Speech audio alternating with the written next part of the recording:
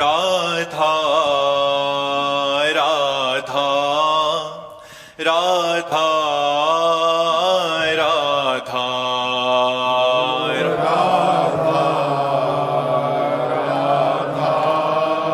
राधा राधा राधा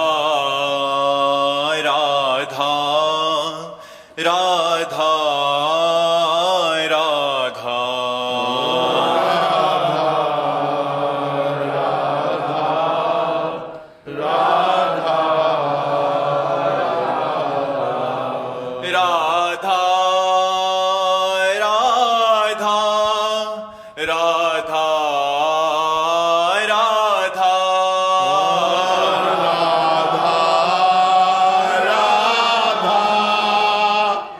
राधा राधा राधा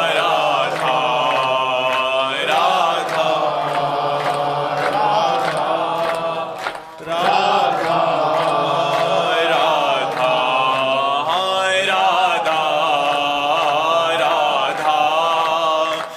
राधा राधा श्री राधा वल्लभ लाल की जय, श्री वृंदावन धाम की जय, श्री सद्गुरुदेव भगवान की जय। अशोक कुमार जी मुंबई से। राधे राधे। राधे राधे महाराज जी। महाराज जी ईश्वर एक हैं। महाराज जी इनका पूछने का भाव है कि पर कुछ लोग केवल अपने भगवान को ही कहते हैं कि यही सत्य है, बाकी सब मिथ्या है, क्या ये सही है? नहीं, वो मूर्ख है जो ऐसा कहते हैं। ये मूर्खता की बात है। मेरे ही भगवान सब रूपों में है, ये सत्य बात है। भगवान 10-20 नहीं होते, रूप उनके अनंत हैं।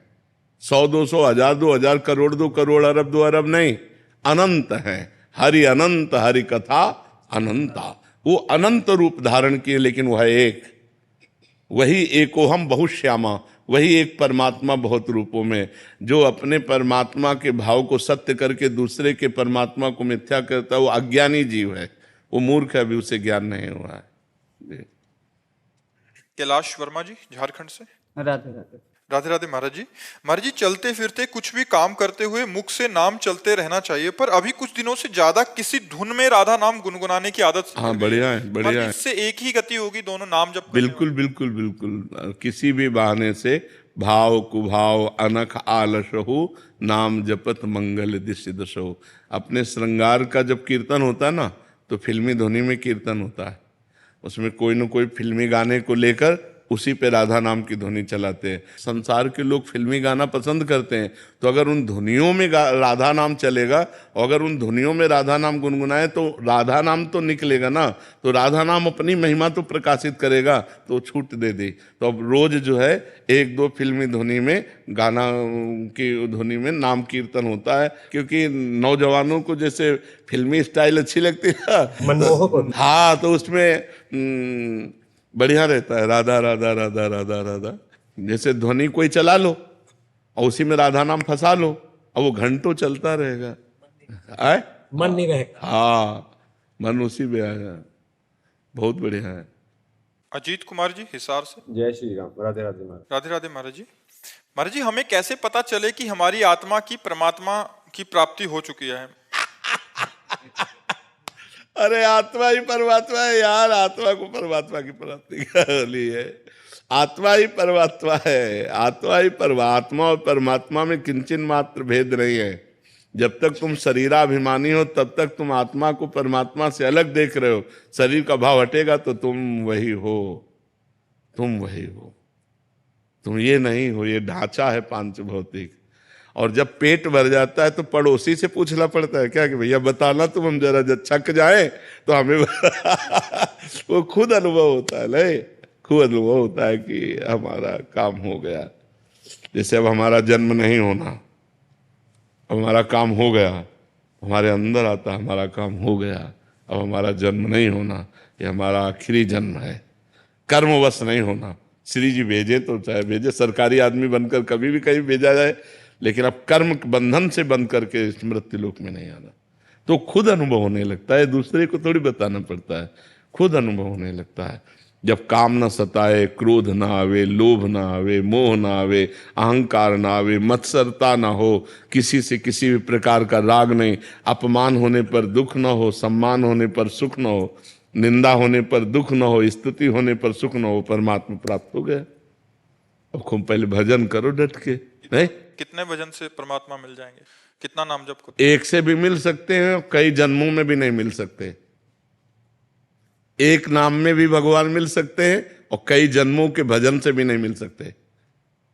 वो दुर्लभ तत्व है। प्रेम से रो रो करके हम पुकारे तो कहो 10 बार पुकारने में आ जाए। बात कह दो तो एक ही नाम भी मिल जाए। नहीं, अगर हमारे कहने से भगवान सबको मिल जाए तो हम कहते हैं भगवान पूरे भारत को मिल जाओ। हमारे कहने से नहीं मिलेंगे, आपके चाहने से मिलेंगे। वो आपके अंदर बैठे हुए हैं। जब आप चाह प्रकट, रुदु सुश्रम राजन कृष्ण दर्शन लालसा, जब गोपियां एक साथ मिलकर के रोने लगी भगवान के लिए, विकल हो गई, तो तासा मावीर भूत छौरी इसमें मान मुखाम्बुजा पीताम्बर धरा सगवी साक्षात मनमथ मनमथा, उन्हीं के बीच में मुरली मनोहर ललित त्रिभंगी भगवान प्रकट हो गए। रुदु सुश्रम राजन कृष्ण दर्शन, हृदय से जब जिया नहीं जा रहा। एक शिष्य ने पूछा गुरु से कि हमें कब भगवत दर्शन होंगे, कैसे भगवत दर्शन होंगे, हम कब जाने कि हमारे अंदर वो चाहत आ गई। बोले आओ चलो यमुना जी। यमुना जी ले गए और कहा डुबकी लगाओ। जो डुबकी लगाया तो चढ़ बैठे। अब जब चढ़ बैठे तो आधा मिनट 1 मिनट, इसके बाद सांस लेने के लिए जब जाकर बोले गुरु जी अब इसके बाद तो मर ही जाते। बोले जब ऐसी भगवान के लिए छटपटाहट हो जाएगी कि अब भगवान ने मिले तो मर ही जाएंगे तो भगवान मिल जाएंगे। इतनी व्याकुलता क्या है? अभी रसगुल्ला मिला तो भगवान छूट गए, स्मरण छूट गया। अभी तो मतलब अच्छा भोजन मिल जाए, अच्छा मनोरंजन मिल जाए, तो एक फिल्म देख रहे हैं 3 घंटा भगवान को भूल सकते हैं। जब 1 सेकंड भी भगवान का विस्मरण न हो, निरंतर भगवान, कोई त्रिभुवन की राज्य लक्ष्मी देने पर भी एक क्षण के लिए भी भगवान का विस्मरण न हो, वो महाभागवत है। तो अभ्यास, खूब नाम जप करो, अभ्यास करो, धीरे धीरे ऐसी स्थिति बनती जाएगी। राम नाम में मेरे को वो है रुचि है, तो आप अपने मुख से मेरे को कोई नाम दे दीजिए। राम राम राम राम राम राम खूब जपो। खूब भगवान का नाम जप करो। आलोक जी, राधे राधे। राधे राधे महाराज जी। महाराज जी, गरीब दुखी और जरूरतमंद लोगों की सेवा का भक्ति में क्या स्थान है? क्या इस प्रकार की सेवा पहले की बात भगवान की तो उपासना? गरीब दुखी जरूरतमंद ये हमें नहीं देखना। हमें देखना है कि मेरे भगवान इस रूप में जो मेरे को दिया है वो सेवा लेने के लिए आए हैं। मैं कोई दान नहीं कर रहा हूं। भगवान की तुदीयम वस्तु गोविंदम तुभ्यमेव समर्पये, आपकी दी हुई वस्तु आपको दे रहा हूं। अगर दान शब्द से तो एक का कई गुना बढ़कर मिलेगा, पर बुद्धि भ्रष्ट हो जाएगी। जब अधिक धन होता है तो बुद्धि भ्रष्ट हो जाती है। और अगर प्रभु की वस्तु प्रभु को दे रहे हो तो कई गुना बढ़ेगा, पर आनंद रहेगा और बुद्धि शुद्ध रहेगी। और सही बात यह है कि प्रभु की दी हुई वस्तु आपके पास है। आपके नेत्र, आपके कान, आपका शरीर, आपकी बुद्धि, आपका मन, आपका धन, आपका जो भी है वो आपका कमाया हुआ नहीं है, प्रभु का दिया हुआ है। कहोगे हमने तो मेहनत की, तो बुद्धि और शरीर किसका है? बुद्धि और शरीर किसका? प्रभु का ही तो है। तो प्रभु की तो कमाई हुई, आपकी क्या कमाई हुई? तो फिर प्रभु की दी हुई वस्तु से आए हुए प्रभु को हम स्वागत करते हैं। वो दीन रूप में है, वो गरीब रूप में है, वो बीमार रूप में है, वो जरूरतमंद के रूप में। पहले उन्हें प्रभु रूप में देखते हैं, तो बहुत इससे भक्ति का योग पूरा प्राप्त हो जाएगा। हाँ, यही भक्ति बन जाएगी। जैसे एक बार एक नाथ जी महाराज गंगोत्री से जल लेकर के रामेश्वरम जी में चढ़ाने जा रहे थे। तो रामेश्वरम जी पहुंचने ही वाले थे तो देखा एक पशु गधा प्यास से व्याकुल किए, जबान बाहर निकाले, पैर फड़फड़ा रहा है। तो उनको नहीं देखा गया। कलश था गंगा जी का, गए और ऐसे गोद में लिया और पूरा कलश गंगा जी का। लोगों ने रोका भी जो उनके साथी जन थे कि अब रामेश्वर जी कितनी दूर रह गए, पास रह गए, इतनी दूर से। उन्होंने कहा अब हमारी श्रद्धा यही हो गई, यही रामेश्वर है। जब ये प्यास से तड़प रहा है तो पूरा जो घड़ा पिलाया तो सब गए, सब रामेश्वर जी चढ़ाने, वहीं भगवान शिव प्रकट हो गए। यदि हम भगवत भाव से किसी पशु पक्षी की भी सेवा कर दे तो भगवान की सेवा हो जाती है। ऐसे हम अपना पैसा दान कर रहे हैं तो कई गुना बढ़कर मिल जाएगा, लेकिन पैसा कई गुना बढ़कर मिलना ठीक बात नहीं है। बुद्धि पवित्र रहना ठीक बात है। बहुत से धनी लोग हैं अपने रुपए का दुर्व्यवहार कर रहे हैं, क्लबों में जाना, शराब पीना, व्यभिचार करना, मनमानी आचरण करना, तो नरकगामी होंगे। तो रुपया नरकगामी, तो वो रुपया किस काम का जो हमारी दुर्गति कर दे? वो रुपया जिससे भगवान प्रसन्न हो, हमारी सदगति हो। तो हम जब दान करें, हम दूसरों को दें, तो उनमें पहले भगवान की भावना करें और अंदर ये भावना करें कि हे भगवान, आपकी दी हुई वस्तु आपको दे रहा हूं, ये मेरी नहीं है नाथ। तो यही भक्ति बन जाएगी और इसी से भगवान प्रसन्न हो जाएंगे। नामदेव जी महाराज ने जब एक कुत्ता रोटी लेकर भगा तो घी का कटोरा लेकर भगे, प्रभु रूखी मत खाओ, थोड़ा घी लगवा लो। तो कुत्ते में से भगवान प्रकट हो गए, विट्ठल भगवान कुत्ते में से प्रकट हो गए। तो अगर हम पशु पक्षी की भी सेवा करें तो भगवान उनमें भी विराजमान है। भगवत भाव से करें तो बढ़िया बात बन जाएगी, वो भक्ति योग बन जाएगा, साक्षात भक्ति योग बन जाएगा। जैसे हम कर्म करते हैं, लेकिन कर्म भगवान का स्मरण करते हुए दूसरों के सुख के लिए करें तो कर्म योग बन जाएगा, वो मोक्ष प्रदान करने वाला हो जाए। अकेले कर्म बंधन वाला बना और कर्म योग हो तो हमारा मोक्ष हो जाएगा, हमारा कल्याण हो जाएगा, हम भगवान को प्राप्त हो जाएंगे। तो ये भक्ति योग बन जाएगा यदि आप ऐसा करेंगे तो। जी। नरेश जी जोधपुर से। राधे राधे महाराज। राधे राधे महाराज जी। महाराज जी, त्रिगुणातीत स्थिति क्या होती है?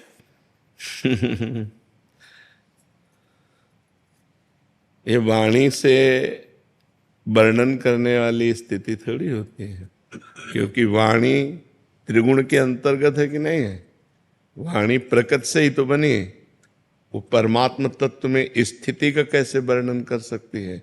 अनिर्वचनीयम स्थिति होती है, जो त्रिगुणातीत होती है वो अनिर्वचनीय स्थिति होती है। जैसे गाढ़ निद्रा में सोया हुआ पुरुष, पर वो अज्ञान में सोया है, ऐसे गाढ़ आनंद में डूबा हुआ पुरुष, उसका परिवर्तन नहीं हो सकता। परिवर्तन होता है इन गुणों के प्रभाव से, कभी सत्वगुण, कभी रजोगुण, कभी तमोगुण, तो उसकी वृत्तियां बदलती हैं। उसकी गाढ़ आनंद में, भगवदानंद में स्थिति होती है जो त्रिगुणातीत होता है। मान अपमान, सुख दुख, लाभ हानि, इसका कोई प्रभाव उसके ऊपर नहीं पड़ता है। वो परम पद को प्राप्त महापुरुष होता है जो त्रिगुणातीत होता है। पर बहुत कठिन है ये माया का जो त्रिगुण का प्रवाह है। जब निरंतर भजन करते हुए, सब कुछ सहते हुए भगवान के आश्रित होकर के चले तो दैवी हेषा गुणमयी मम माया दुरत्तया मामेव ये प्रपद्यन्ते माया में ताम तरन्ते। भगवान कहते हैं कि ये दिव्य माया है, मेरी गुणमयी माया दैवी माया है। ये बहुत कठिनता से इससे पार हुआ जा सकता है। अगर कोई मेरी शरण में हो जाए तो मैं उसे पार कर दूंगा। मामेव ये प्रपद्यन्ते माया में ताम तरन्ते। तो भगवान की शरण में होकर खूब भगवान का नाम जप करे तो भगवान उसे त्रिगुणातीत कर देते हैं। जो त्रिगुणातीत स्थिति होती है वो किसी से मोह नहीं होता, उसका मान प्रिय नहीं होता, उसे अपमान अप्रिय नहीं होता, उसे किसी भी संग का उसके ऊपर कोई प्रभाव नहीं पड़ेगा। नित्य व आत्म स्वरूप में स्थित रहेगा, उसकी कोई भी कामना नहीं होगी, विनिवृत्त कामा, और किसी भी द्वंद्व का उसके ऊपर प्रभाव नहीं होगा। मान अपमान, निंदा स्तुति, लाभ हानि और सुख दुख में समान भाव वाला वो त्रिगुणातीत पुरुष परम पद का अधिकारी हो जाता है। महाराज जी, आप पूछ रहे हैं कि साधना और कृपा में क्या श्रेष्ठ है? कृपा से ही साधना होती है और साधन को कृपा से ही समझे, नहीं तो अहंकार हो जाएगा। अगर साधना का अहंकार हो गया तो नष्ट हो जाएगा, मतलब उसका साधन पतित हो जाएगा, वो भ्रष्ट हो जाएगा। अगर ये अहंकार है कि मैं इतना जप करता हूँ, मैं व्रत रहता हूँ, मैं ब्रह्मचारी हूँ, तो आपका ब्रह्मचर्य नष्ट हो जाएगा, आपका जप रुक जाएगा, आपका साधन रुक जाएगा। साधन कृपा से हो रहा है, कृपा ही साधना है। हमारी दम नहीं है कि हम भजन कर सकें, हम ब्रह्मचर्य रह सकें, हम क्रोध रहित हो सकें, हम अहंकार रहित हो सकें। ये सब कृपा से हो रहा है भगवान की। तो जो साधन हो खूब लगन पूर्वक करे, पर उसे कृपा से समझे, नहीं तो साधन का अहंकार जहाँ हो गया तो फिर उसको पतित होना पड़ता है। देवर्षि नारद जी को कहाँ अहंकार हो गया, रामचरितमानस में पढ़ के देखना, बस फिर सारा चरित्र बदल गया। फिर भगवान तक को शाप दे दिया, बड़ा चरित्र है। तो अगर साधना का अहंकार हो जाए तो भ्रष्ट होना पड़ता है। इसलिए कृपा से साधना हो रही और साधना से कृपा का अनुभव हो रहा है, ऐसे भाव रखना चाहिए। महंत सुखदेव गिरी जी। राधे राधे। राधे राधे महाराज जी।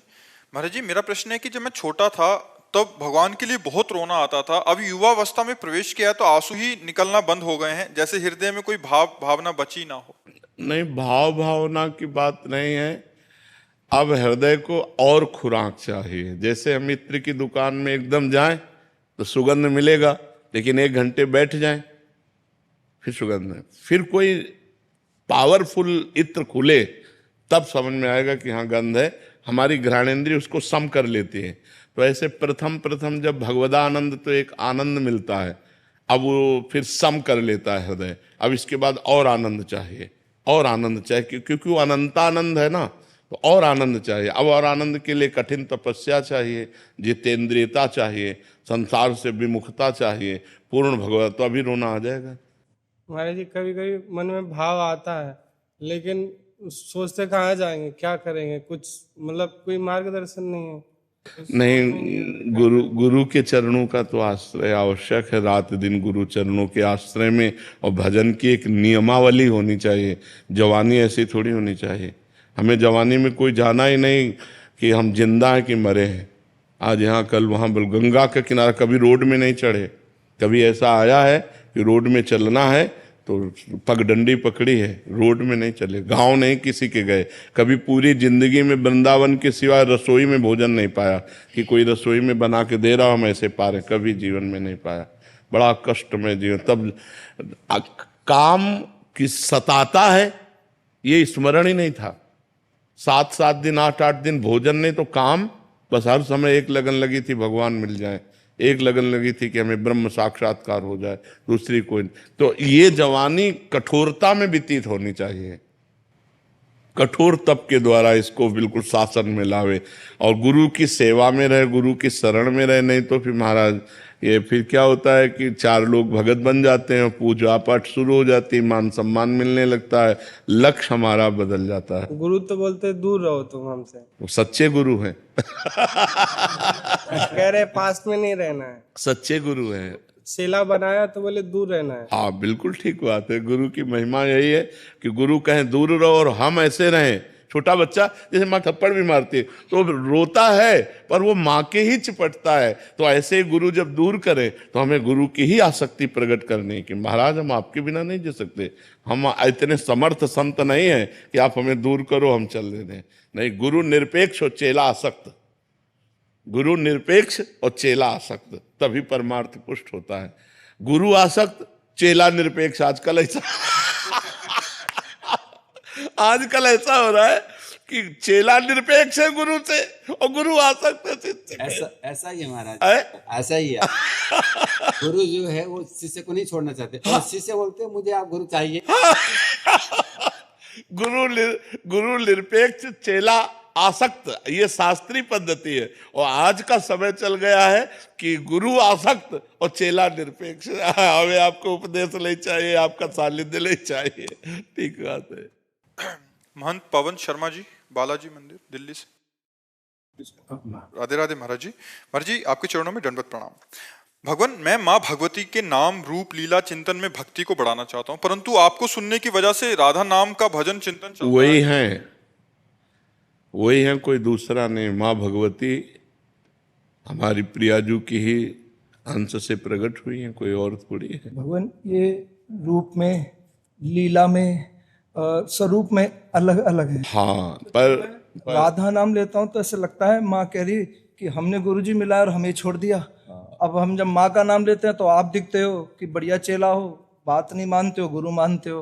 तो मैं तो राधा और माँ के नाम में देखो, रूप में और लीला में तो अंतर है, पर तत्व में अंतर नहीं है। तत्व एक ही है। से प्रेम नहीं हो रहा ना। हाँ, पर प्रेम तो रूप से होता है ना। हाँ, तो माँ से प्रार्थना करो कि या तो किशोरी जी के चरणों में हमें रति दो, आप कृपा करो, और या फिर आप कृपा करो अपने चरणों में अनन्यता दो। तो प्रभु माँ आपके पास भेज देती, आप माँ के पास भेज देते। हाँ, हमारा कार्य है जो जहाँ है वहीं प्रतिष्ठित कर देना। हमारा कार्य है जहाँ जो जिस निष्ठा में है उसी निष्ठा में उसको प्रतिष्ठित कर देना, क्योंकि निष्ठा से ही वस्तु की प्राप्ति होती है। आप माँ से प्रार्थना करो, वो राधा किशोरी का साक्षात्कार करा देंगी। आप जैसे वाहेगुरु जी का नाम देते हो, अपने मुंह से राधा जी जैसा कोई एक नाम दे दो, मेरा मनमुखी नाम में मन लगता है, फिर कुछ विचलित हो जाता हूँ। आपके मुख से एक माँ का नाम मिल जाएगा ना जी, तो कम से कम मेरे मन में आप दोनों एक हो जाओगे कि मेरे आप ही गुरु महाराज। हाँ, तो आप दुर्गा दुर्गा दुर्गा दुर्गा दुर्गा जपो। हम तो यही कहेंगे, अगर माँ में थोड़ी भी आसक्ति है तो पहले माँ का साक्षात्कार करो, वही राधा रूप में आपको मिल जाएंगी, दूसरा कोई नहीं है। मैं आप दोनों के बिना नहीं रह सकता। तो हम भी तो माँ की ही उपासना से आगे आए हैं, उन्हीं की उपासना, वही आगे भेजा है।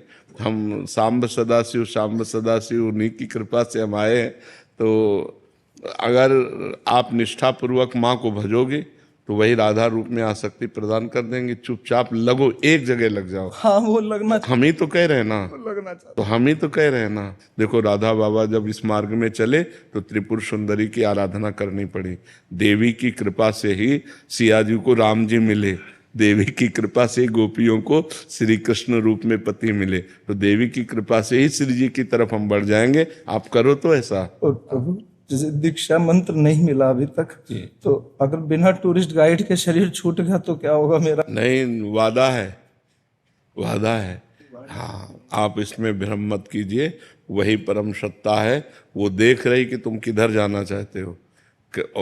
जब देवी की आराधना की गौरी जी की, तो जानते हो क्या, मनुजा ही राचिव, बात समझना, मनुजा ही राचिव मिले सोवर सहज सुंदर सावरो।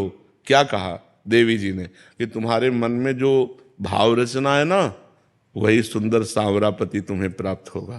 तो यदि हमारी भावना है कि मुझे राधा रूप का दर्शन हो, तो माँ राधा रूप का दर्शन करा देगी। बड़ी सामर्थ्यशाली। मुझे आप मिल जाए और माँ मिल जाए, मुझे कुछ नहीं चाहिए।